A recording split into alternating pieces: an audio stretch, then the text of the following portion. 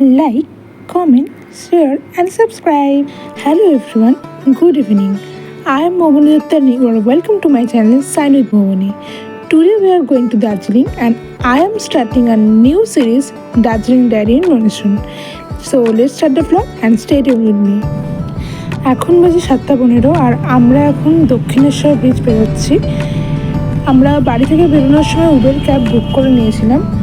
তো এখন দক্ষিণেশ্বর ব্রিজ বেরোচ্ছি আর মা ভক্তরানীর আশীর্বাদ নিয়ে আমরা আমাদের যাত্রা শুরু করছি দার্জিলিংয়ের উদ্দেশ্যে। আমাদের ট্রেন নাম্বার ছিল 12343 দার্জিলিং মেল, যেটা শিয়ালদা স্টেশন থেকে রাত্রি 10:15 ছাড়ে।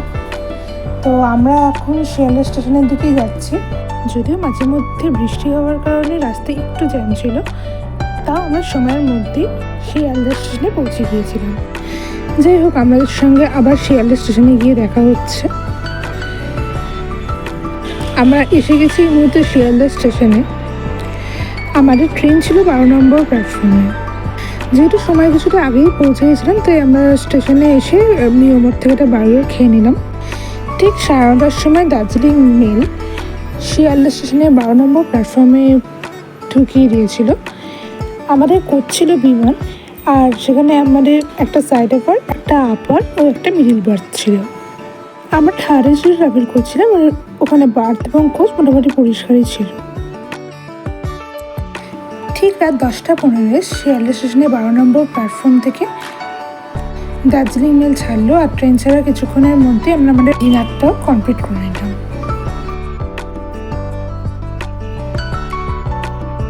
কিছুক্ষণের মধ্যে আমরা বালি ব্রিজও পেরিয়ে গেলাম। এরপর আমরা কিছুক্ষণ গল্প করে তারপর রাত 12টা 12:30টার দিকে ঘুমিয়ে পড়লাম। যদিও ট্রেনে খুব একটা ভালো ঘুম হয় না, কিন্তু যেহেতু রেস্টও নিতে হতো তাই ঘুমানোর চেষ্টা করলাম। গুড মর্নিং, এখন বাজে ভোর 5:08 আর মালদা টাউন আমরা ওই 4:45টার সময় পেরিয়েছি। এখন আসছি কিষানগঞ্জের দিকে। যাই হোক, দার্জিলিং মেলে কী কী দেওয়া হয়েছিল সেগুলোটা আপনাদের সঙ্গে শেয়ার করে নিই। 2টো চাদর, একটা ব্ল্যাঙ্কেট, টাওয়েল আর বালিশ। আমাদের সঙ্গে দার্জিলিং মেলের বাথরুমটা আমি শেয়ার করতে পারিনি, কেননা খুব একটা পরিষ্কার ছিল না, তাই যার শেয়ার করা হয়নি। আপাতত আমাদের ট্রেন 20 মিনিট লেটে চলছে। দেখি কতক্ষণে নিউ জলপাইগুড়িতে আমরা পৌঁছাই। ততক্ষণ আমাদের সঙ্গে একটু বাইরের দৃশ্যটা শেয়ার করে নিই। যদিও এখন এখানে দেখছি মেঘলা আকাশ, তবে জানি না নিউ জলপাইগুড়ি এবং দার্জিলিংয়ের ওখানে ওয়েদার কেমন। দেখা যাক কী হয়।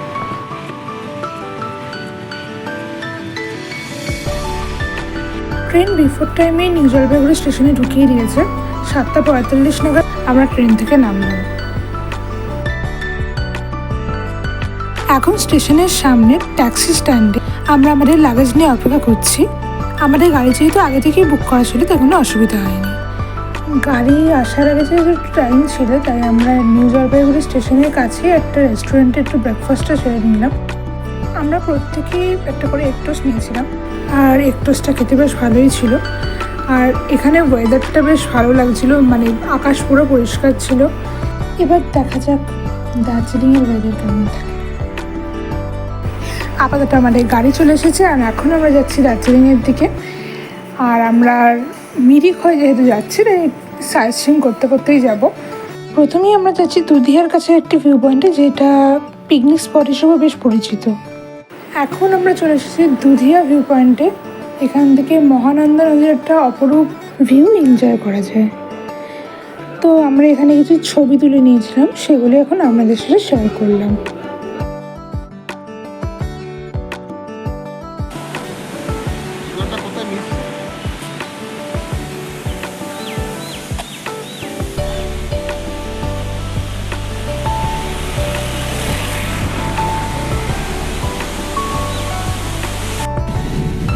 এখন আমরা পথে অনেকগুলো টি এস্টেট ক্রস করে গিয়ে চলেছি দার্জিলিংয়ের উদ্দেশ্যে।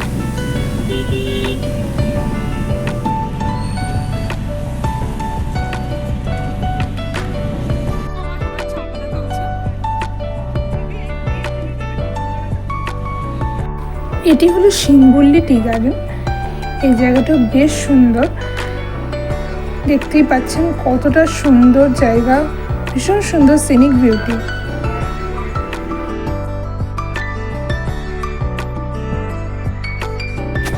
এখন আমরা এসেছি তুমলিং ভিউ পয়েন্টে।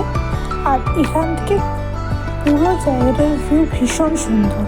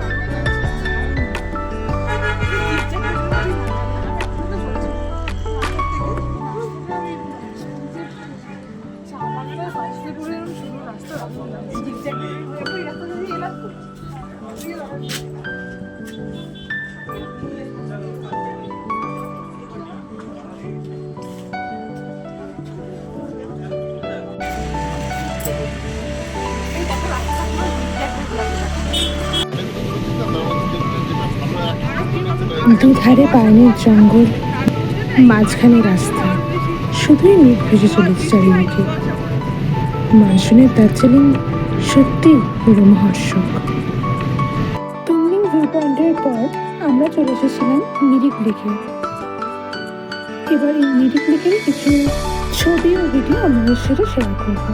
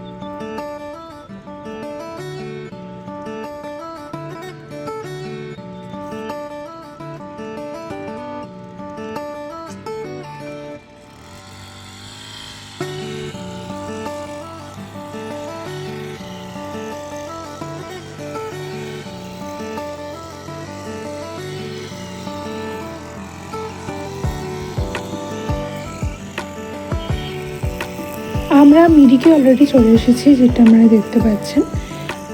আর এখনো এই দূরে এই ব্রিজটা আপনারা দেখতে পাচ্ছেন। ওই ব্রিজের ওপর দিয়ে উঠে আমরা পুরো ওই রাস্তাটা ধরে, ওই পাইন বনের জঙ্গলটা যেখানে দেখতে পাচ্ছেন, সেই রাস্তাটা ধরে আমরা মিরি লেকটা পুরো পরিক্রম করব। তো আমাদের সঙ্গে সম্পূর্ণটা শেয়ার করবো, দেখতে থাকুন। আপনারা মিরিক লেকে বোটিং করতে পারবেন এবং মিরিক লেকের আশেপাশের যে জায়গা বা ব্রিজের ওপরে, ওইখানে আপনারা ঘোড়াও চড়তে পারবেন।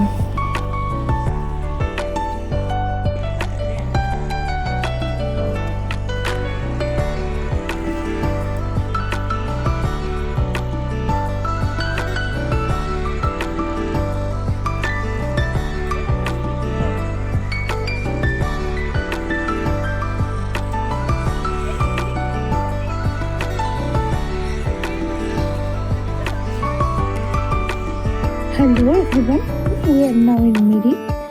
সো এখন আমরা পাইন ফরেস্টের মধ্যে দিয়ে যাচ্ছি মিরিক লেকটা পুরো দেখতে দেখতে। তো চলুন যাওয়া যাক। এখন আমরা চলে এসেছি বসুন্ধরা ভিউ পয়েন্টে। এই জায়গাটা কিন্তু বেশ সুন্দর।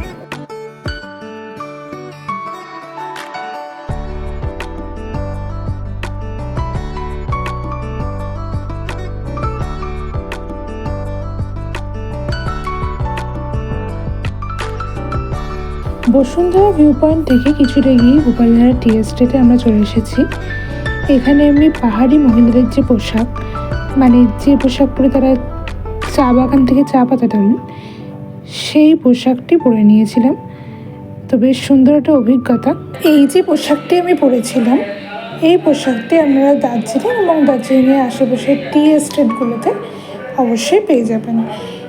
এই পোশাকের বিভিন্ন জায়গায় বিভিন্ন রকম দাম হতে পারে, তো এক্স্যাক্ট প্রাইসটা আমি আপনাদের বলতে পারছি না। তবে এই পোশাকটি আপনারা বাতাসিয়া লুক কিংবা বিভিন্ন টি এস্টেটগুলোতে পেয়ে যাবেন। এছাড়াও কিছু কিছু জায়গায় ফটোগ্রাফারও পাওয়া যায়, সেখানে ফটোগ্রাফার রেট সম্পূর্ণ আলাদা হয়। আমরা এখন নেপাল বর্ডারে এসেছি, এখানে কিছুক্ষণ ঘুরে তারপরে আমরা সীমানা ভিউ পয়েন্ট চলে যাব।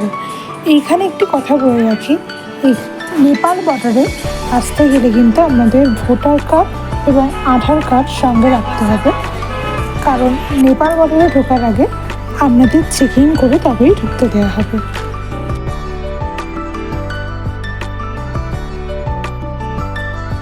এখন আমরা চলে এসেছি সীমানা ভিউ পয়েন্টে। এখান থেকে ওই যে নিচে দেখছি ওই জায়গাটাই হচ্ছে মানেভঞ্জন। যদিও চারিদিকে খুব মেঘলা ছিল, তাও আমরা কিছুটা ভিউ এনজয় করতে পেরেছিলাম।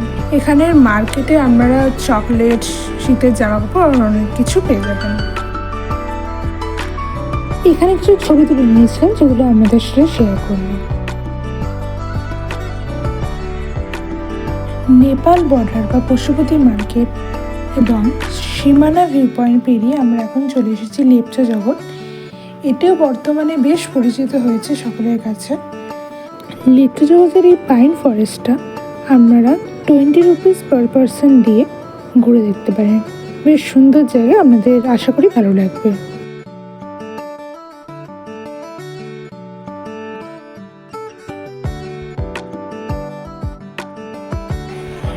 বেশ অনেকগুলো জায়গায় সার্চিং করে আমরা চলে এসেছি এখন দার্জিলিং। এবার আপনাদের সঙ্গে একেবারে আমাদের গেস্ট হাউসে গিয়ে দেখা হচ্ছে।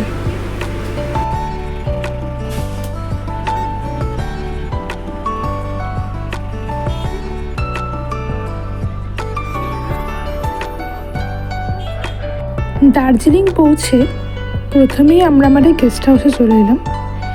দার্জিলিং পৌঁছতে আমাদের প্রায় বিকেল হয়ে গিয়েছিল, কারণ আমরা নিউ জলপাইগুড়ি স্টেশনে নেমে সার্চিং করতে করতে দার্জিলিং এসেছি। তো এখানে আমরা পিডাব্লিউডি ইন্সপেকশন বাংলোয় রয়েছি।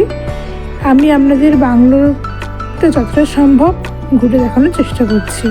এরপর আমি আপনাদের সঙ্গে আমাদের রুম টুরটা শেয়ার করছি। এদিকে হচ্ছে ইন্সপেকশন বাংলোর কিচেন এবং এদিকে হচ্ছে ডাইনিং হল। কিচেন ও ডাইনিং হল দুটোই বেশ বড় এবং পরিষ্কার পরিচ্ছন্ন। পিডাব্লিউডি গেস্ট হাউসে আমরা যেখানে রয়েছি সেই রুমটা একটু আপনাদের সঙ্গে শেয়ার করে দিই। এই হচ্ছে মেন ডোর, দরজাটি ঢুকেই দুদিকে দুটো রুম পড়ছে। আমাদের এই